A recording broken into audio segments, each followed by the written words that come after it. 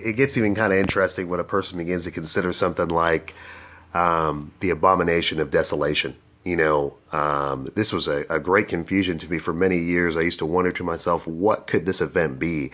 Because the futurist teaches that the abomination of desolation, the event that takes place in Matthew chapter 24, verse 15, where essentially, I'm paraphrasing here, but it says that when you see the abomination of desolation set up in the set apart place spoken of by Daniel the prophet, he who reads, let him understand. The futurist says that this very passage, verse 15 of Matthew 24, is an unfulfilled biblical prophecy.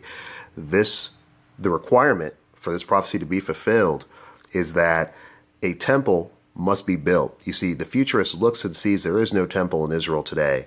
But in order for this prophecy to be fulfilled, it says that a set apart place must be present, so that is a temple. So we take this to be a temple that is going to be built in the future.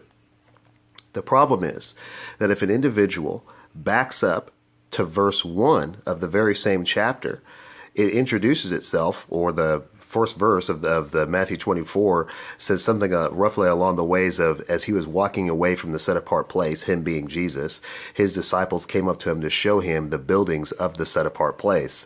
You see the problem? The temple exists in verse 1 of chapter 24. But that temple is somehow not the temple that the abomination of desolation in verse 15 takes place at. In verse 15, just 14 verses later, it's a brand new temple that has not even existed to this day. And this is what I mean.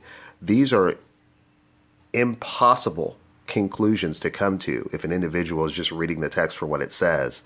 And when I go to examine and ask the question, why is it that we see these things as being unfulfilled biblical prophecies and try to follow them back, this is what I find. Stuff like this. A temple that does not exist today must be built in order for the prophecy to be fulfilled. But the temple existed in verse 1 of the very same chapter that they're at. Why can't the abomination of desolation just happen at that temple? Why does it have to happen at this one? What indication is there inside the chapter that it's a different temple? This becomes even more interesting as a person considers Revelation, which also includes the destruction of a temple, specifically in chapter 11. You start to really wonder to yourself, John is having a dream vision of a temple that he has never seen. Seems to me, if I'm reading Revelation chapter 11, John recognizes that building. That would be the building he knew his whole life. That building was destroyed in 70 AD. So there's all sorts of reasons why I say the prophecies are fulfilled.